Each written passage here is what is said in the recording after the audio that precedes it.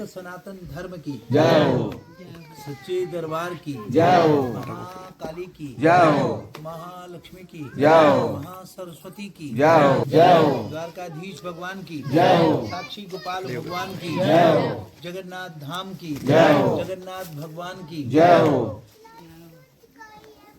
सत्यनारायण भगवान की जय हो, तुलसी माता की जय हो, गौ माता की जय हो, सच्चे दरबार की जय हो, सदगुरुदेव भगवान की जय हो, सत्यनारायण भगवान की जय हो। सबसे पहले आपको बता देता हूँ, मुझे कथा करना तो आती नहीं है, लेकिन ये हमारे महाराज जी परम आदरणीय परम पूज्य श्री बागेश्वर धाम सरकार, आप लोग सब उनसे परिचित हैं, सभी जानते हैं। उन्होंने अपनी जन्मभूमि पे कथा की और हमको सौभाग्य मिला, सबको, हम लोग सारे वहाँ पे कथा सुन रहे थे महाराज जी के जन्मभूमि पे। तो उनसे प्रेरणा लेकर के मेरे हृदय में भी आया कि महाराज जी ने उस जगह पे जन्म लिया, तो उनके मन में आया कि मैं अपनी जन्मभूमि पे भी कथा करूं, तो कौन सी कथा करूं। तो कथाएं तो जो सनातनी हैं और पुरातन है, वो सत्यनारायण भगवान की ही शास्त्रों में वर्णन है। तो उन्होंने सत्यनारायण भगवान की कथा का निर्णय लिया कि मैं अपनी जन्मभूमि पे अपने सभी जो हमारे पूर्वज बुजुर्ग रहे वो भी सुने जहां भी हों, और अपने परिवार के परिजन सबको इकट्ठा किया। तो मैंने उनसे प्रेरणा ली, मेरे मन में भी आया कि मैं भी अपनी जन्मभूमि पे तो कथा करूंगा। तो मैंने उनसे बोला, मैंने कहा मैं भी करूंगा। उन्होंने 3 दिन की कथा की। हम लोग तो 3 दिन लगता नहीं है कि हो पाएगा, समय का ऐसे ही है, लेकिन हरी इच्छा, जैसा भगवान की मर्जी होगी कथा पूरी करेंगे। आज जैसे है हिंदी की कथा है, पूरी पढ़ी जाती है, और उनके मुंह से सुन रहे थे, बहुत आनंद आया। सभी परिवार लोग बैठते हैं, सुनते हैं। और इस कथा का उद्देश्य क्या है, इस कथा में क्या बोला गया है? सत्यनारायण भगवान की कथा। तो सत्यनारायण भगवान की कथा का मतलब क्या? सत्य मतलब सच बोलना। आप लोग सुन रहे हैं, आवाज आ रही पीछे? सत्य का आश्रय लेना, सत्य ही बोलना है हमेशा। तो ये कथा मैंने क्या, कथा का मतलब जो भी बात आप करोगे वो सत्य करोगे, वो कथा हो जाएगी। जब आप सत्य बोलोगे वो कथा हो जाएगी। जब आप सत्य बोलोगे वो एक अपने जीवन में कथा ही हो जाएगी। तो ये सत्यनारायण भगवान की कथा का एक संदेश है कि कोई भी व्यक्ति सत्य बोले, सत्य बोले, सत्य बोले, बस यही बोला गया है। इसका व्रत लेने के लिए कहा जाता है। तो इस व्रत के लिए कहां से शुरू हुआ, किस किस महापुरुषों ने किया, किस लोक से ये कथा, किस महापुरुष ने, किस भगवान ने, किस देव ने, किस महापुरुष और किस महा संत को ये संदेश दिया, आदेश दिया, उपदेश दिया, ये तो इस कथा का ऐसे शुभारंभ हुआ। तो अभी मैं भी आपके बीच में ऐसे ही पढ़ के ही सुनाऊंगा। सबसे पहले ठाकुर जी का नाम ले लेते हैं और फिर शुरू करते हैं।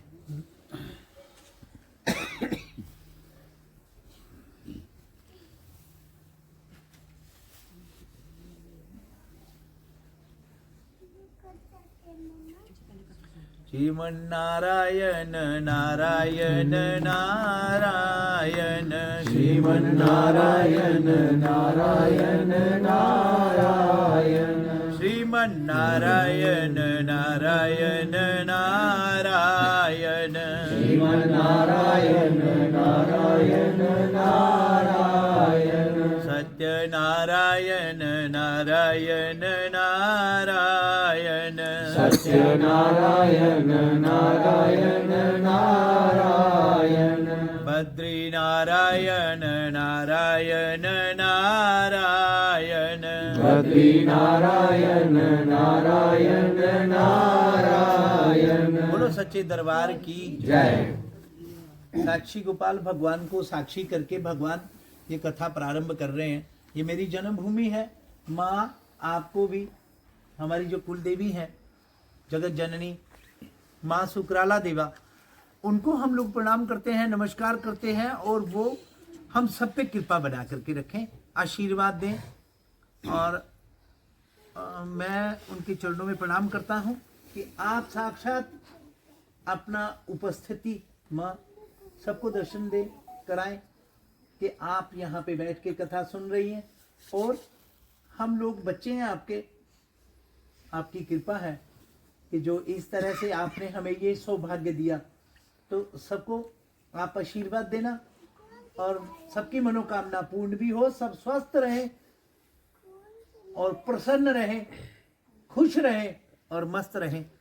माँ के चरणों में प्रणाम करते हैं साक्षी गोपाल भगवान और हमारे जितने भी मेरे दादाजी, पिताश्री, हमारे चाचा जी, ताऊ जी, जो भी परिवार के परिजन हैं, वो आज जहाँ भी हों, वो बैठ करके भगवान से प्रार्थना करता हूँ कि उनको भी इसका कथा का फल मिले और वो जहाँ भी हों उस जगह पे से जो हम सबको देख रहे होंगे कहाँ है क्या है, वो आशीर्वाद दें, भगवान की कृपा बनी रहे।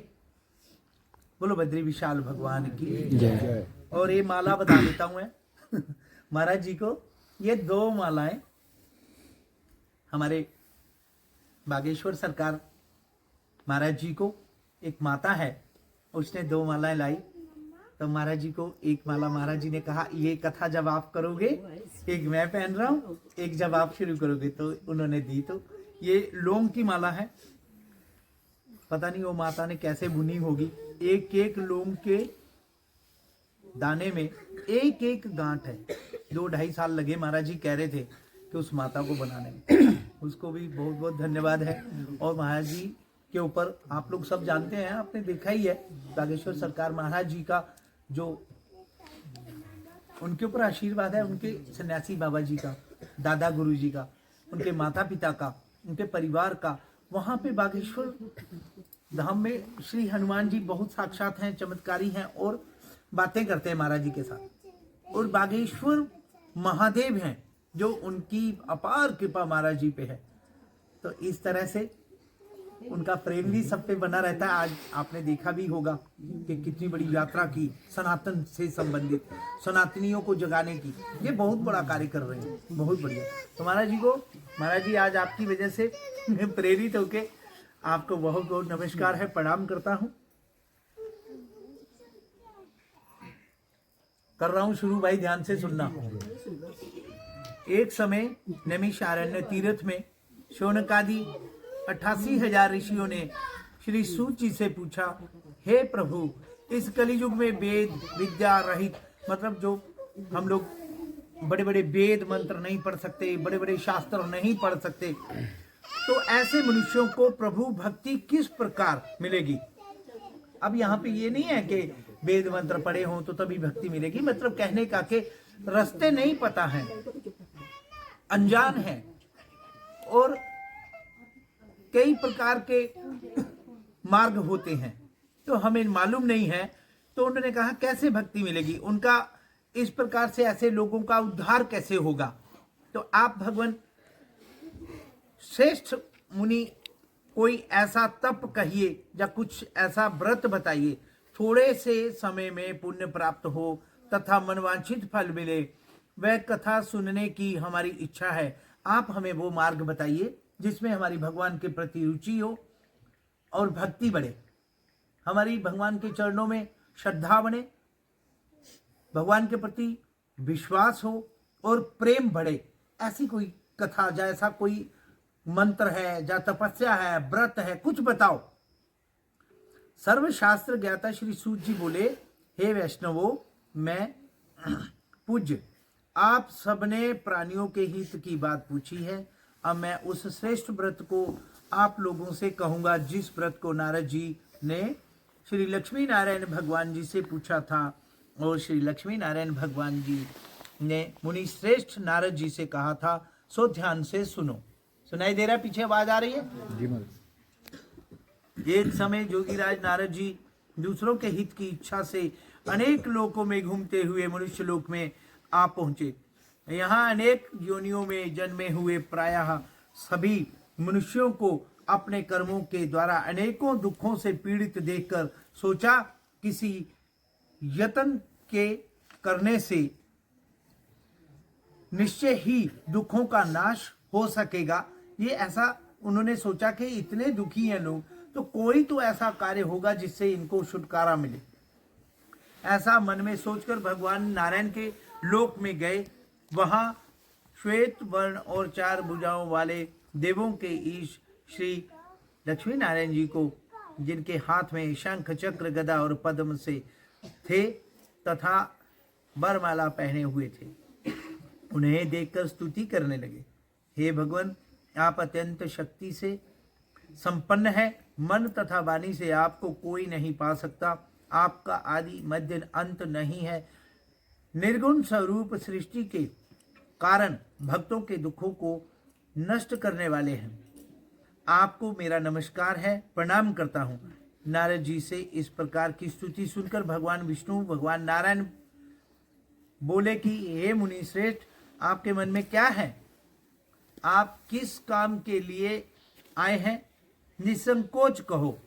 तब नारद जी बोले, मृत्युलोक में सभी मनुष्यों को अनेक योनियों में पैदा हुए हैं, अपने अपने कर्मों के द्वारा अनेक प्रकार के दुखों से दुखी हो रहे हैं। नाथ, हे नाथ, मुझ पर दया रखते हो तो बतलाइए कि उन मनुष्यों के सभी दुखों से, उस दुख से थोड़े से ही प्रयत्न से कैसे वो दुखों से छुटकारा पा सकते हैं।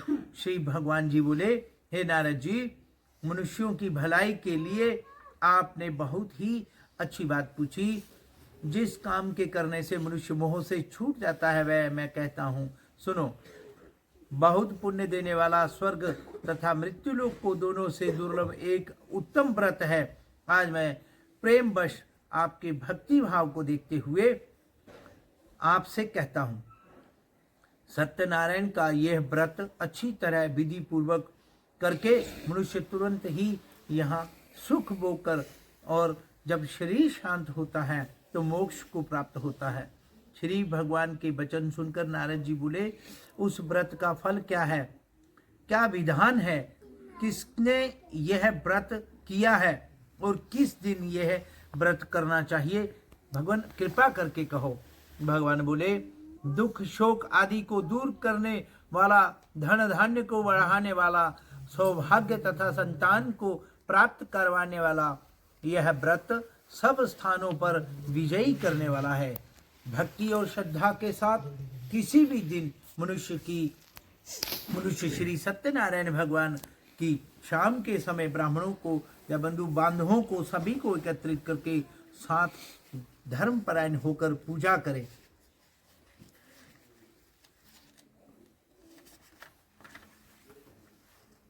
भक्ति भाव से नवेद, केले का फल, घी, दूध और गेहूं का चूर्ण सवाया लेवे।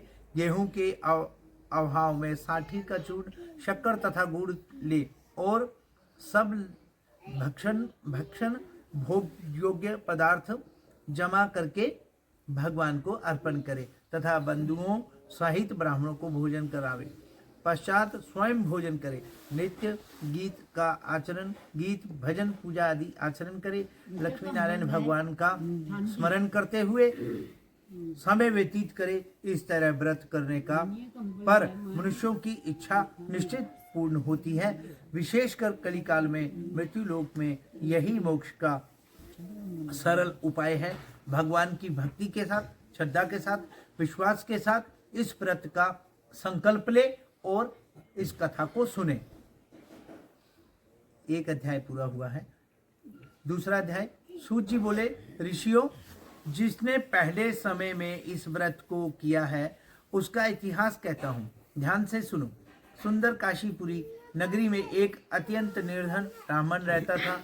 वह भूख और प्यास से बेचैन हुआ नित्य पृथ्वी पर घूमता था। ब्राह्मणों से प्रेम करने वाले भगवान ने ब्राह्मणों को दुखी देखकर बूढ़े ब्राह्मण का रूप धर उसके पास जाकर आदर के साथ पूछा, हे विप्रवर, नित्य दुखी हुआ पृथ्वी पर क्यों घूमते हो? श्रेष्ठ ब्राह्मण, ये सब मुझसे कहो, मैं सुनना चाहता हूँ। ब्राह्मण बोले, मैं निर्धन हूँ, भिक्षा के लिए पृथ्वी पर फिरता फिरता घूमता रहता हूँ। हे भगवान, यदि आप इसका उपाय जानते हो तो कृपा करके कहो। वृद्ध ब्राह्मण बोले, श्री सत्यनारायण भगवान की मनवांछित फल देने वाले हैं, इसलिए हे ब्राह्मण, तू उनका पूजन कर, और पूजन करके जिसके करने से मनुष्य सब दुखों से मुक्त हो जाता है। ब्राह्मण को व्रत का सारा विधान बताकर बूढ़े लकड़हारा का रूप धारण करने वाले श्री सत्यनारायण भगवान अंतर्ध्यान हो गए। जिस व्रत को वृद्ध ब्राह्मण ने बतलाया, मैं उसको करूंगा, यह निश्चय करने पर उसे रात में नींद ही नहीं आई। ये वो सोचता रहा। वह सवेरे उठ सत्यनारायण भगवान के व्रत का निश्चय करके भिक्षा के लिए निकला। उस दिन उसको भिक्षा में बहुत ज्यादा भिक्षा मिली, जिससे बंधु बांधवों के साथ उसने सत्यनारायण भगवान का व्रत का संकल्प लिया और व्रत किया। इसके करने से वह विप्र सब दुखों से छूटकर अनेक प्रकार की संपत्तियों से युक्त हो गया। उस समय से वह विप्र हर महीने में, माह में व्रत करने लगा।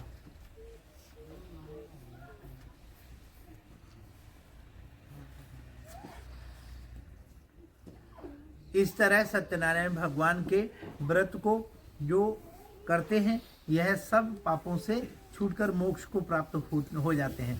आगे जो पृथ्वी पर सत्यनारायण व्रत करेगा, वह मनुष्य सब दुखों से छूट जाएगा। इस तरह नारद जी से नारायण का कहा हुआ यह व्रत मैंने तुमसे कहा। हे विप्रो, मैं अब और क्या कहूँ? ऋषि बोले, हे मुनीश्वर, संसार में इस विप्र से सुनकर किस किस ने इस व्रत को किया, हम वह सब सुनना चाहते हैं।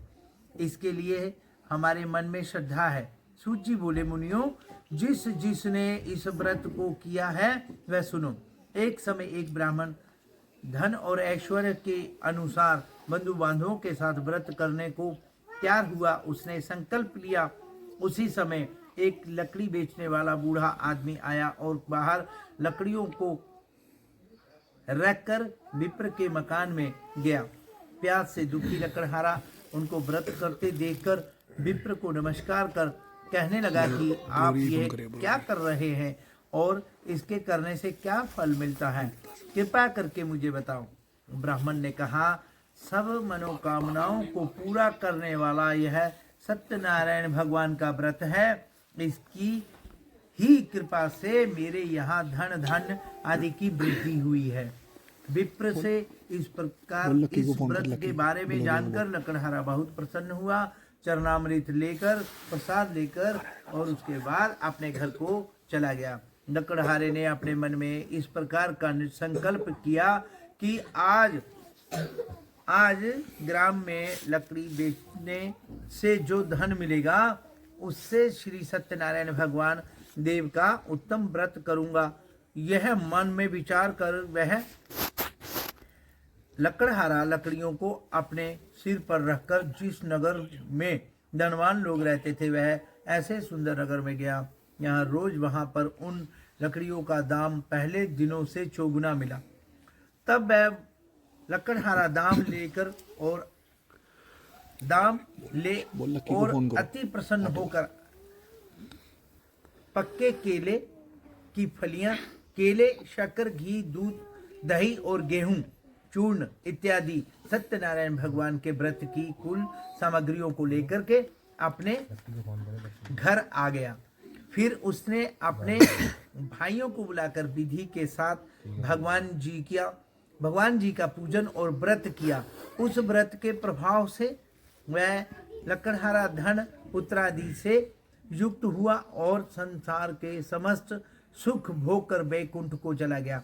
और इस तरह से उसकी मनोकामना पूर्ण हुई और उसने वो व्रत जब किया तो सत्य संकल्प लिया भगवान का, नारायण का, तो भगवान ने उसको उसका फल दिया और उसकी मनोकामना पूर्ण हुई।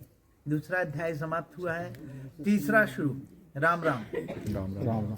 सूत जी बोले, हे श्रेष्ठ मुनियों, अब आगे की कथा कहता हूं, सुनो। प्राचीन समय में उल्कामुख नाम का एक बुद्धिमान राजा था। वह सत्यवक्ता और जितेंद्रिय था। प्रतिदिन देवस्थानों पर जाता था, गरीबों को धन देकर उनके कष्ट को दूर करता था। उनकी पत्नी कमल के समान मुख वाली तपस्वी साध्वी थी। भद्रशिला नदी के तट पर उन दोनों ने श्री सत्यनारायण भगवान का व्रत किया। उस समय वहाँ एक साधु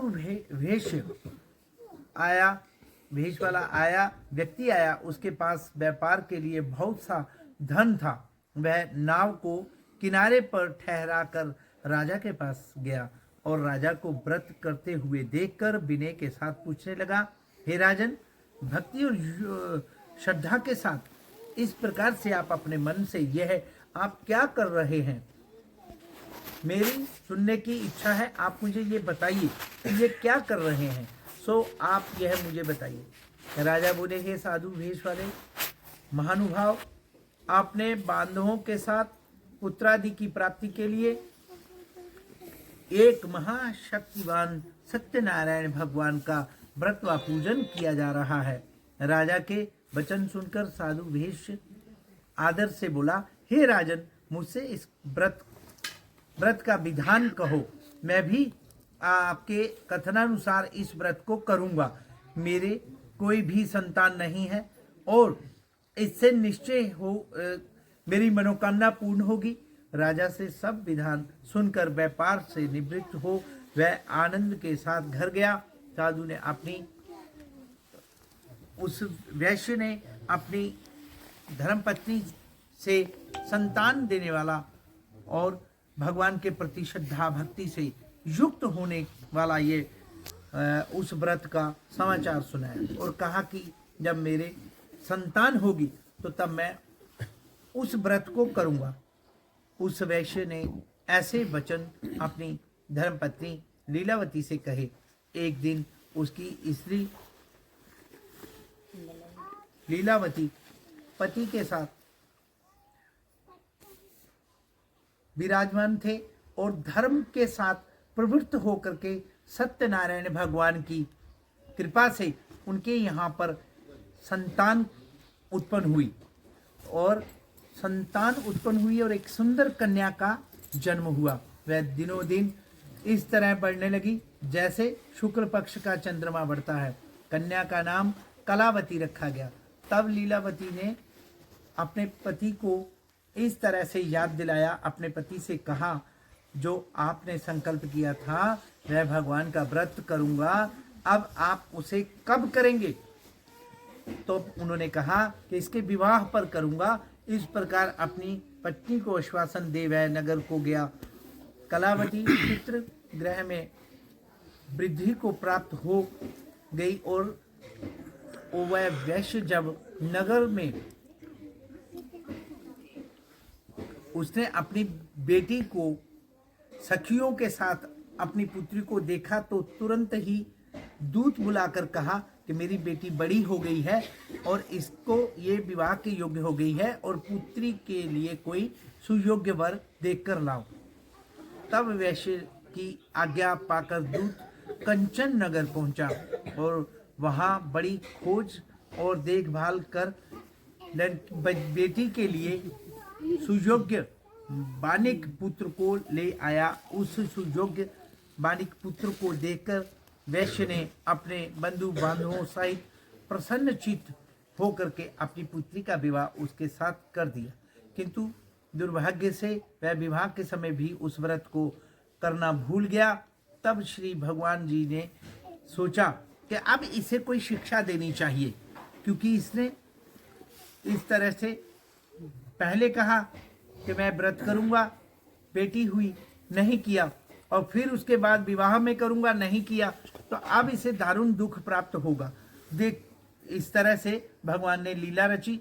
अपने कार्य में कुशल बनिया जमाता सहित अपने बेटी के पति को साथ में सहित लेकर के समीप समुद्र के समीप स्थित रतनपुर नगर में गया और वहां दोनों ससुर और जमाई चंद्रकेतु राजा के उस नगर में व्यापार करने लगे।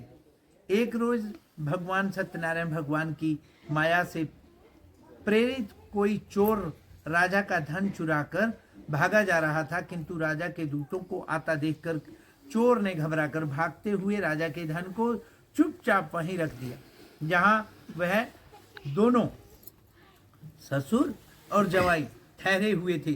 जब दूतों ने उस साधु वेश्य के पास जाकर राजा के धन को पाया तो दोनों को बांधकर ले गए और प्रसन्नता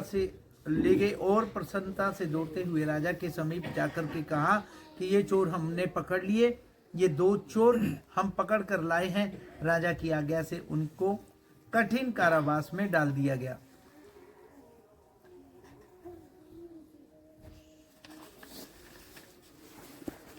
उनका जो उन्होंने व्यापार किया हुआ धन एकत्रित किया था वो भी राजा ने अपने पास रख लिया। सत्यनारायण भगवान के श्राप के द्वारा वो जो लीला उन्होंने भगवान ने की उसको शिक्षा देने के लिए उनकी पत्नी भी घर पर बहुत पीड़ा तथा भूख प्यास से अति दुखी हो गई। अन्न की चिंता में वहां पर उनको इतनी मुश्किल हो गई, इतनी परेशानी का सामना करना पड़ा। तो उसमें कलावती एक ब्राह्मण के घर गई और भूख प्यास से व्याकुल थी। वहां उसने सत्यनारायण भगवान का व्रत होते हुए देखा, फिर कथा सुनी तथा प्रसाद भी उन्होंने ग्रहण कर रात को घर आई। माता ने कलावती से कहा, पुत्री अब तक कहाँ रही, ये तेरे मन में क्या है? कलावती बोली, हे माता, मैंने एक ब्राह्मण के घर में श्री सत्यनारायण भगवान का पूजन देखा। कन्या के वचन सुनकर लीलावती भगवान के पूजन की तैयारी करने लगी। लीलावती ने परिवार और बंधुओं सहित श्री सत्यनारायण भगवान का पूजन किया और वह बर मांगा, मेरे पति और दामाद शीघ्र घर आ जावें, और साथ ही प्रार्थना की कि हम सबका अपराध हे नारायण क्षमा करो। सत्यनारायण भगवान इस व्रत से संतुष्ट हो गए और राजा चंद्रकेतु के यहाँ जब उनके पति और उनके जवाई जो कारावास में थे उनको स्वप्न में राजा को दर्शन देकर के कहा, हे राजन, दोनों वैश्य जो हैं ये मेरे भक्त हैं और प्रातः ही इन्हें छोड़ दो और उनका सब धन जो आपने ग्रहण किया है दे दो। तो राज्य दे दो। राजा से ऐसे वचन कहकर भगवान अंतर्ध्यान हो गए।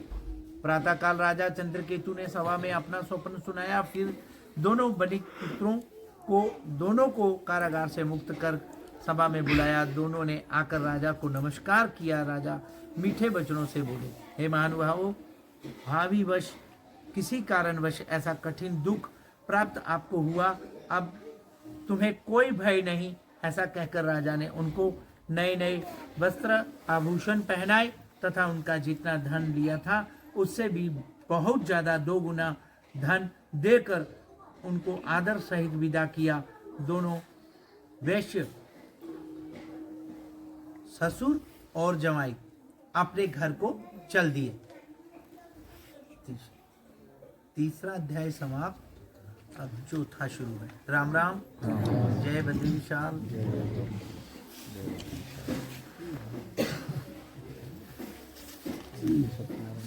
चौथा अध्याय शुरू है।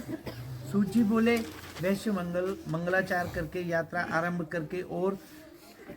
की और अपने नगर को चला। उनके थोड़ी दूर निकलने पर फिर भगवान ने उनकी एक अलग से परीक्षा ली। वो ऐसा रूप बना करके भगवान दंडी स्वामी भेषधारी महात्मा के रूप में सत्यनारायण ने उनसे भगवान ने सामने जाकर के पूछा, उसे जवाई से और उनके ससुर से, वो दोनों जो साथ में थे, पूछा, हे वैश्य, तेरी नाम में क्या है? अभिमानी जा या कंजूसी से कह सकते हैं।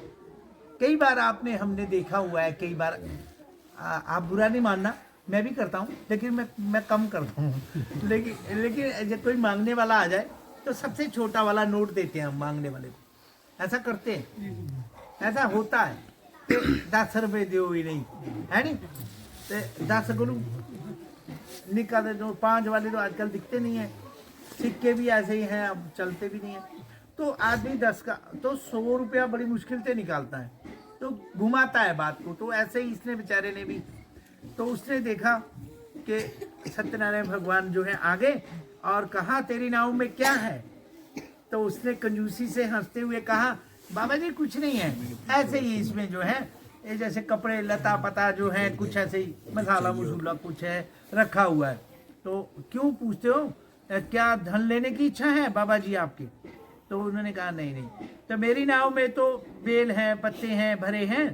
तो वैश्य का कठोर वचन इस प्रकार का सुन के भगवान बड़े हंसे कि देखो ये सब कुछ इसको दे दिया, उसके बाद ये घुमा रहा है। होता भी है, होता भी है, ऐसा कहते हैं लोग। तुम्हारा वचन सत्य हो, भगवान ने बोला कि जो है चल ठीक है, लता पता है ऐसे ही है, कवाड़ रखा हुआ है। तो भगवान ने कहा चल ठीक है, कवाड़ ही चाहिए, तो कवाड़ है तो कवाड़ ही चाहिए, तो तुम्हारा वचन सत्य हो। तो दंडी भेजधारी महाराज जी संत भगवान जो थे ऐसे कहकर वहां से दूर जाकर के बैठ के वो भी तमाशा देखने लगे कि इसको अभी परेशानी होगी, स्यापा पड़ेगा। तो आकर के फिर मेरे को ढूंढेगा, तो मैं सामने ही पड़ा रहता हूँ, अच्छा है फिर आएगा तो चलो चले गए और कुछ दूर जाकर के किनारे पे बैठ गए। तो दंडी भेजधारी महाराज जी चले गए। वैश्य ने नित्य अपना पूजा पाठ करके जो भी था उनका, उसके बाद देखा नाव के पास आए। उन्होंने कहा नाव तो पहले भारी था, वेट होता है ना नाव में तो थोड़ा दबी रहती है, तो ये तो हवा में ऊपर तैरने लगी नाव। तो उनको बड़ा अचंभा हुआ। तो उसकी ऊंची उठी हुई देख करके नाव को अचंभा किया तथा नाव में बेल पत्ते और इस प्रकार से कई चीजें देखी। उसने कहा ये बेल पत्ते कैसे आ गए और ऐसे क्या है? तो फिर उसको देख करके ना वो घबरा गया, जैसे आदमी मूर्छित हो जाता है, घबराहट होती है, नुकसान हो जाए तो परेशान तो होता ही है। तो जमीन पे गिर पड़ा। फिर उसको जब होश आई तो अत्यंत दुखी हो रहा था, शोक प्रकट करने लगा। उसका दामाद बोला कि आप शोक ना करें, आपने पिताजी जो बाबा जी आए थे उन्होंने पूछा था, तो आपने कहा लता पता है और ऐसे ही कूड़ा करकट है, कुछ है नहीं, कपड़े कुपड़े हैं। तो आपने उनको बोला, उन्होंने कहा तो आपकी बानी सत्य हो, जो आपने बोला वो सही हो। तो बाबा जी को फिर खोजते हुए पहुंचे। महाराज जी वहां पर बैठे हुए मिले तो उनका दंडी स्वामी जी का ही श्राप था, तो अतः उनकी शरण में चलना चाहिए, तभी हमारी मनोकामना पूरी होगी। दामाद के वचन सुनकर के वह दंडी स्वामी बाबा जी महाराज जी के पास पहुंच गए और अत्यंत भक्ति भाव के साथ हाथ जोड़ के नमस्कार करके बोले, मैंने जो आपसे अत्यंत वचन गलत बोले थे, झूठ बोला था, तो उनको क्षमा करो। ऐसा कहकर महान शोकातुर हो रहे थे। तभी महाराज जी बोले, हे बणिक पुत्र, मेरी आज्ञा, बार बार तुम्हें दुख प्राप्त हो रहा है, जो मेरी तू अवज्ञा करता है, तो उसकी वजह से तुम्हें दुख प्राप्त हुआ है। तू मेरा पूजन से विमुख होता रहता है। तो इस तरह से वो महाराज जी बोले, हे भगवान, आपकी माया से ब्रह्मा आदि भी आपके रूप को नहीं जानते। वो बनिक बोला कि भगवान अब आपने जो भी किया, लेकिन हम लोग तो आपकी माया से प्रेरित होते हैं, तो हमारे बस का नहीं है कि हम आपको पहचान सकें। तब मैं कैसे पहचान सकता हूँ? अज्ञानी कैसे जान सकता है? तो आप प्रसन्न होइए, मैं सामर्थ्य के अनुसार आपकी पूजा करूँगा, मेरी रक्षा करो और पहले के समान नौका में धन या मेरा जो भी है कृपा करके आशीर्वाद दो। उसके भक्ति युक्त वचन सुन करके दंडी वेशधारी महाराज जी भगवान ने उन्हें क्षमा किया तथा नौका को धन धन से भर दिया। तब वह संत भगवान सत्यनारायण भगवान जो थे का पूजन करने के लिए भगवान वहां से चले गए और उसने संकल्प लिया कि सत्यनारायण भगवान का पूजन कर साथियों सहित अपने नगर को चला जाऊंगा। जब अपने नगर के निकट पहुंचा तब दूत को घर भेजा और दूत ने साधु के वैश्य के घर जाकर उनकी धर्मपत्नी को नमस्कार करके कहा कि आपके पतिदेव अपने दामाद के सहित इस नगर के समीप आ गए हैं। ऐसा वचन सुनकर उनकी पत्नी ने बड़े हर्ष के साथ सत्यदेव का सत्यनारायण भगवान का पूजन कर पुत्री से कहा, मैं जाकर के उनको तुम्हारे पिताजी को लेके आती हूँ, तुम अपने घर में बैठो और उनका दर्शन भी होगा मुझे और मैं उनको लेकर के आती हूँ। तू कार्य पूर्ण कर, जब तक पूजन करो तब तक मैं आती हूँ। माता के ऐसे वचन सुनकर कलावती प्रसाद तू छोड़कर पति के पास गई उनको लेने। प्रसाद की अवज्ञा के कारण सत्यदेव ने रुष्ट हो उसके पति को नाव सहित पानी में डुबो दिया। कलावती अपने पति को ना देखकर रोती हुई जमीन पर गिर पड़ी। इस तरह नौका को डूबा हुआ तथा कन्या को रोता देख उनके पिताजी बोले, हे प्रभु, मुझसे या मेरे परिवार से जो भूल हुई है उसे अभी इतना ज़्यादा कष्ट हमें हो रहा है तो भगवान हमसे भूल होती जा रही है, क्षमा करो। उसके दीन वचन सुनकर सत्यदेव भगवान फिर प्रसन्न हो गए और आकाशवाणी हुई कि हे वैश्य, तेरी कन्या मेरा प्रसाद छोड़कर और तुम्हारी पत्नी प्रसाद छोड़ करके आई है, इसलिए इसका पति अदृश्य हुआ है। यदि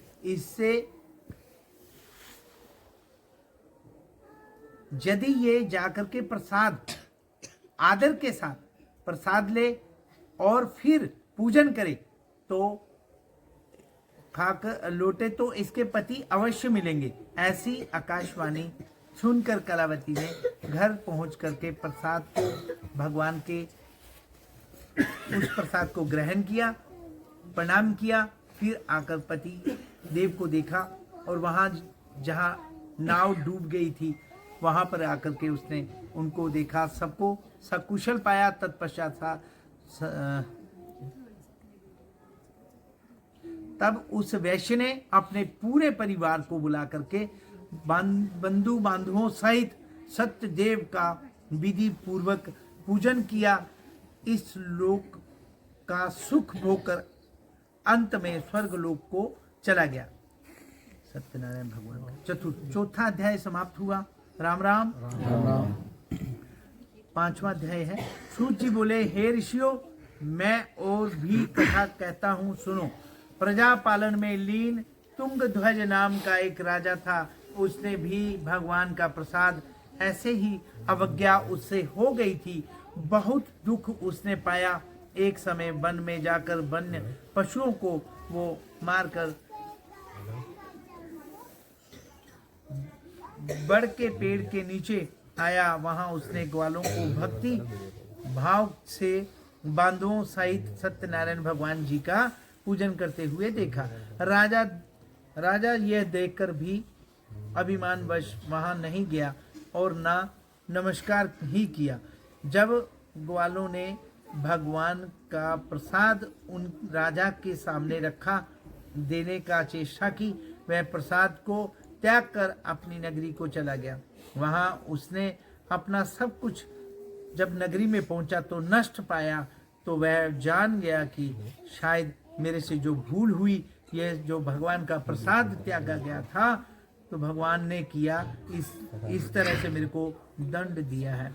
तब वह विश्वास कर ग्वालों के समीप गया और विधि पूर्वक पूजन कर प्रसाद ग्रहण कर नमस्कार किया और प्रसाद को अपने माथे से लगाया।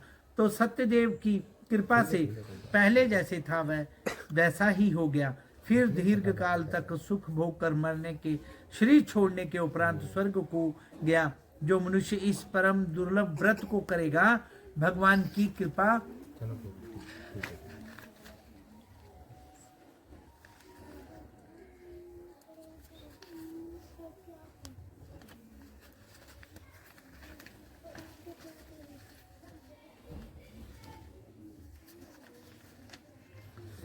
भगवान की कृपा से उसे धन धान्य की प्राप्ति होगी। निर्धन धनी और बंधन से मुक्त होकर निर्भय हो जाता है। संतानहीनों को संतान प्राप्त होती है तथा सब मनोरथ पूर्ण होकर अंत में भगवान के श्री चरणों के दर्शन होकर के उनके बैकुंठ धाम को जाता है। जिन्होंने पहले इस व्रत को किया, अब उनके दूसरे जन्म की कथा कहता हूँ। वृद्ध शतानंद ब्राह्मण ने सुदामा का जन्म लेकर मोक्ष को पाया। उल्कामुख नाम का राजा दशरथ होकर बैकुंठ को प्राप्त हुआ। साधु नाम के वैश्य ने मोर ध्वज बनकर अपने पुत्र को आरे से चीरकर मोक्ष को प्राप्त किया। महाराज तुंग ध्वज ने स्वयं भस्म होकर भगवान में भक्ति युक्त हो कर्म कर मोक्ष की प्राप्ति की थी। तो इसी तरह से ये 5 अध्याय जो है पूरे हुए। लेकिन अब कथा होगी शुरू। ये तो भगवान का कथा तो है। अब यहाँ पे बात आएगी कथा की कि सत्यनारायण भगवान की कथा क्या है। क्या है ऐसा सत्यनारायण भगवान की कथा मैंने क्या चीज है कथा। अब ध्यान से सुनना सभी। भी है और सुगम भी बहुत है। अगर हम अपने हृदय से भगवान की कृपा प्राप्त करना चाहते हैं और सद्गुरुदेव भगवान की कृपा का प्रसाद हमें मिला और उसका सदुपयोग करें तो ये सब संभव है। सत्यनारायण भगवान का मतलब है हृदय में। ध्यान से सुनना सभी। यहां जो आप सोचेंगे,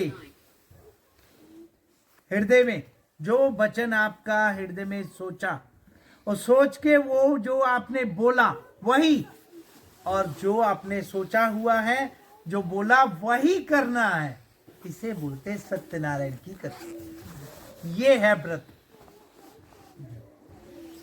ये है व्रत। इसको बोलते मन में जो सोचा उसको बोलते मनसा, और फिर वो बोलना उसको बोलते वाचा, और फिर उसी वाचा के द्वारा जब जो मन में सोचा हुआ वचन से आपने बोला, अब वो कर्मना, मनसा वाचा कर्मना। आपने अगर ये मन में सोचा हुआ बोला और वही किया तो इसको बोलते हैं भगवान का व्रत। ये है सत्यनारायण का व्रत।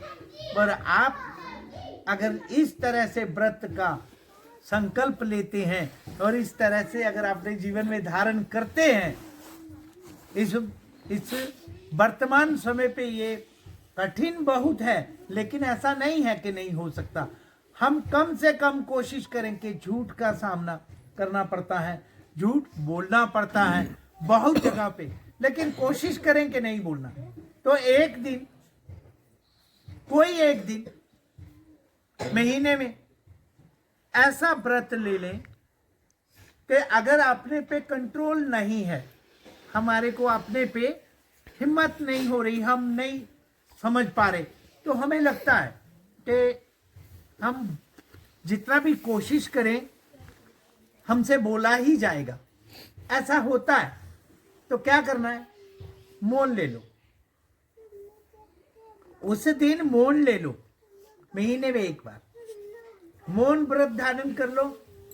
बोलना ही नहीं पड़ेगा, ना सच ना झूठ, लिखना नहीं है, इशारा भी कम करना है, कोशिश करनी है अपनी सुविधा के अनुसार। जब आपको अच्छा लगे, आपको जब सुविधा लगे कि रविवार के दिन करना है या फिर कोई भी बार करना है, जो आपको ठीक लगे, तपस्या है, साधना है, ये व्रत ले सकते हैं। तो इस तरह से अपने जीवन में अगर हम ऐसे भी कर सके तो हमारा कल्याण हो सकता है। हम भगवान के नाम का सुमिरन करें, एक जाप अपना गुरु मंत्र कोई भी उसको पक्का करके कि आज मेरे को या रोज एक फिक्स कर लो कि मेरे को 12 माला जपनी है, मेरे को 12 माला जपनी, तो 12 माला जपनी है। आगे पीछे कैसा भी समय करके उसको जपना ही है। तो ये सत्यनारायण की कथा का व्रत, ये व्रत है। इस तरह से कि मैंने सुबह से शाम तक जो भोजन लेना है वो सात्विक प्रसाद होगा, सात्विक भोजन है, और मुझे एक टाइम लेना है या फिर 2 टाइम लेना है, जो जैसा। तो ये है सत्यनारायण व्रत का कथा का व्रत, कि ये मेरा व्रत है, मैं ये अपने जीवन में धारण करूंगा। इस तरह से मैं किसी का भी कभी भी जब कभी मेरे को लगे कि भाई उस व्यक्ति को मेरी जरूरत है और मैं उसका साथ दूं, सहयोग करूं, तो ये व्रत माना जाएगा कि आप उसका सहयोगी बने, आप उसको सहयोग करें, उसको जाकर के सहायता करें, कोई भी जो भी आप कर सकते हैं। ये सत्यनारायण भगवान की व्रत का कथा का ये है कथा, और ये है व्रत, ये किया जाए। बाकी ये जितनी कथाएं हैं ये इसी तरह से प्रेरणा दी जाती है कि आप इस प्रकार के सत्य कर्म करें जो भगवान से जुड़े हुए हैं और हमारे जीवन में कल्याण कारक बने, जिससे हमारा कल्याण हो। इस तरह से ये सत्यनारायण की कथा जो है ये व्रत का पालन करने के लिए प्रेरित करती है कि हम अपने सनातन के लिए अपनी पुरातन कथाओं को जागृत रखेंगे, जीवित रखेंगे और व्रत करेंगे। तो क्या व्रत करेंगे? ये वाला व्रत, मैं किसी का साथ दूंगा, मैं किसी का सहयोगी बनूंगा। अगर उसे कोई जरूरत है, कोई भूखा दीन दुखी है, उसे रोटी भोजन अन्नदान।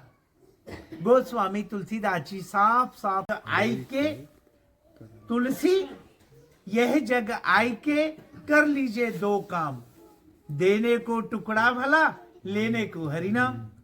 तो आप अगर कुछ देना ही चाहते हैं तो आप भोजन प्रसाद किसी को भूखे को आप प्रसाद भोजन प्रसाद भोजन दे दीजिए, तो उसको प्रसन्नता हो जाएगी, वो उसका पेट भर गया तो वो निश्चिंत हो जाएगा।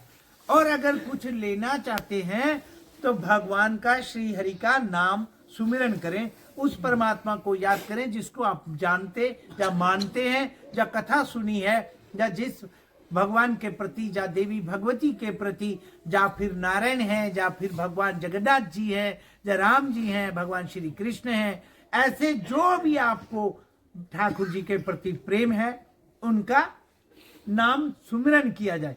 ये है कथा, इसका है व्रत। तो ये अपने जीवन में हमें धारण करना चाहिए। बोलो सत्यनारायण भगवान की जय, सत्य सनातन धर्म की जय, बद्री विशाल भगवान की जय, रामेश्वर भगवान की जय, द्वारकाधीश भगवान की जय, साक्षी गोपाल भगवान की जय, जगन्नाथ धाम की जय, जगन्नाथ भगवान की जय, जगन्नाथ भगवान की जय, भारत माता की जय, सत्य सनातन धर्म की जय, गौ माता की जय, गौ माता की जय, गौ माता की जय, भारत माता की जय, सच्चे दरबार की जय। राम राम। राम राम। कथा पूरी हुई। अब आप लोग सब